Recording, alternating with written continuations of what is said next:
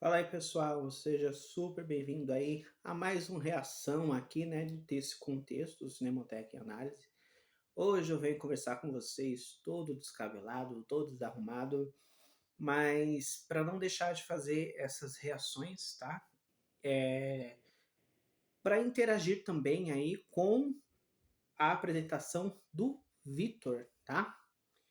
Ele trouxe aí as respostas dele para o projeto desse contexto, né, o Collection 3, e eu quero agradecer de prontidão ao Vitor, porque assim, ele é bem tímido e ele não deixou de fazer a parte dele em prol, né, dos colecionadores. Ele também se posicionou, também falou da paixão, dos altos e baixos da mídia física. Eu achei muito importante ver o esforço dele e por conta disso, tá? Esse projeto de reações que ia dar uma pausinha, ia investir mais ali no texto contexto, né?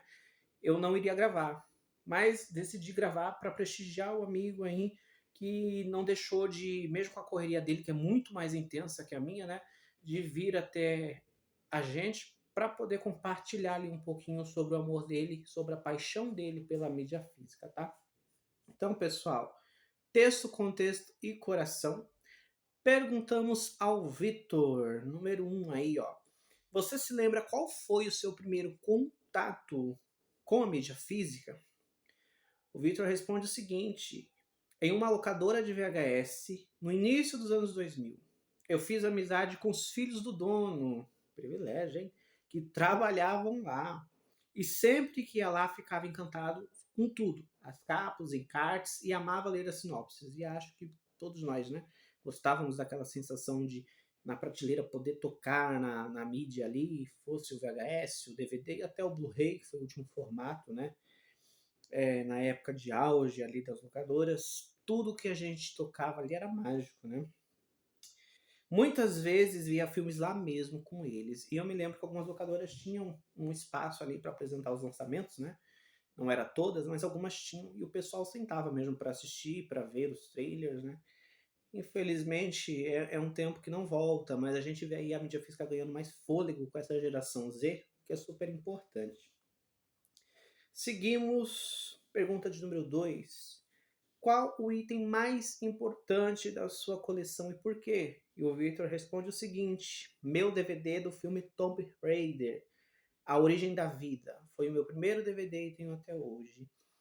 E tudo que a gente tem que remete àquele tempo onde a gente estava começando, né, pessoal, acaba sendo muito importante. A gente acaba levando ali, tem um significado especial, né? É diferente. Isso é muito legal. Pergunta de número 3, pessoal. O filme que você considera um marco para a vida e é essencial? E ele respondeu aí o queridinho de muitos aí do gênero horror, hein, ó. O Exorcista, a versão de cinema. Assisti criança e tive muitas noites sem dormir, pesadelos e medo de ficar sozinho por conta dele. O pessoal fala muito do medo, né, que o Exorcista trazia ali, principalmente o pessoal que estava na pré-adolescência, nos anos 2000, vamos dizer assim, 2000 ainda era criancinha. Mas eu, particularmente, nunca tive medo do Exorcista, o que eu acho muito curioso, porque a maioria das pessoas que eu conheço que gosta de terror teve essa fase de ter pavor do Exorcista, né? Isso não me aconteceu. Mas é um filme que realmente ele é um marco, né? E também acho essencial aí para quem curte o gênero. Pergunta de número 4. Um filme que você ama e tem na coleção. E ele respondeu X-Men 2. Assisti na Globo, mas nunca tive tanto apego assim pela franquia, né? Pelos filmes, até ver esses mais recentes aí, né? E bater aquela nostalgia, né? Pelos desenhos. E acaba que hoje eu também sou bem fã dessa franquia. Pergunta de número 5, pessoal. Um filme que você não gosta, mas tem em mídia física. Ele respondeu um aqui que eu nunca vi também, só ouvi falar, que é o Mamma Mia. Não sei se é musical, não me recordo, mas não ouvi falar. Só ouvi falar, não assisti, perdão. Então eu realmente nem sei o que dizer sobre este filme. Mas vocês me contam aqui nos comentários o que vocês acham do Mamma Mia, se é realmente um filme de um público específico, se é ruim, se é bom. Comente aí, pessoal. Pergunta de número 6. A edição que você considera a mais bonita no seu acervo. E o Victor responde Ninfomaníaca, aquele BD da Versátil que eu tenho ali no cantinho, né? E de fato, é uma edição muito bonita e muito instigante também. Pergunta de número 7. O que você mais valoriza em uma edição, né? E aqui eu coloquei imagem, som, extra, memorabilias, como foi com os membros anteriores, porque todo colecionador tem um critério diferente. E ele colocou imagem e conteúdos extras, tá? Reforçando que a maioria das pessoas com quem eu converso, que gostam dessas edições mais cheias, né? Eles valorizam muito o material extra. Então é legal quando, por mais simples que seja a edição, a curadoria consegue incluir ali, né, filmes, detalhes, textos que vão agregar, extras que realmente vão ter um diferencial, né? Pergunta de número 8. Prefere edições simples ou edições definitivas?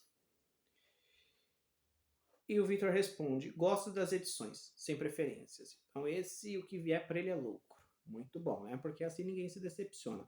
Tem filmes que a gente quer aquela baita edição, estilo Língua de Outro Mundo da OP, né? Que olha, é uma edição para ninguém poder feito.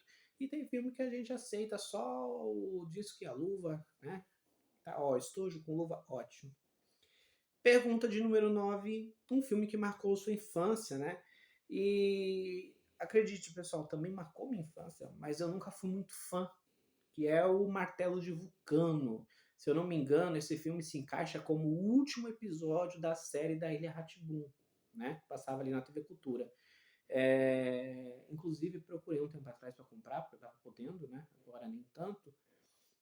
E não achei. Mas, de fato, essa série do Ilha Rá-Tim-Bum eu também acompanhei muito ali nos anos de 2004, 2005, né? E era marcante, tanto o Castelo Rá-Tim-Bum quanto Ilha Rá-Tim-Bum.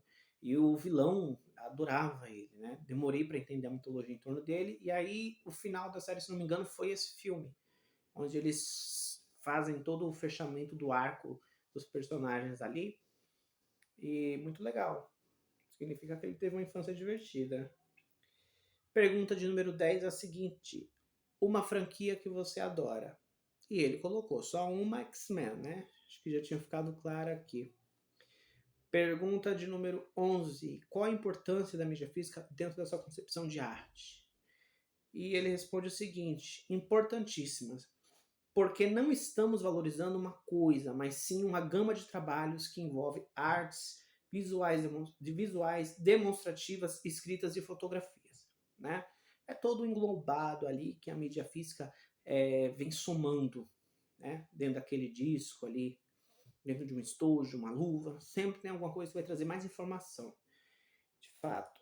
Pergunta de número 13, que não é pergunta, na verdade é para apoiar aí três contas, e ele apoia o J26 Trovelo, o Coleção do Romário e o Coleção da Bigabi. Acho que é Coleção Bigabi. Deve ser isso. Vou deixar marcado aqui para que vocês possam seguir esse pessoal lá no Instagram, dar aquela stalkeada, e eu tenho certeza que vocês que colecionam vão se identificar com o perfil, né? Pergunta de número 13. Um filme que você sonha em ter em Blu-ray e ainda não foi lançado por aqui, né? Muita coisa ainda não veio. E ele colocou, então, o Tomb Raider, A Origem da Vida. Dito eu que é outra franquia aí que ele gosta, né?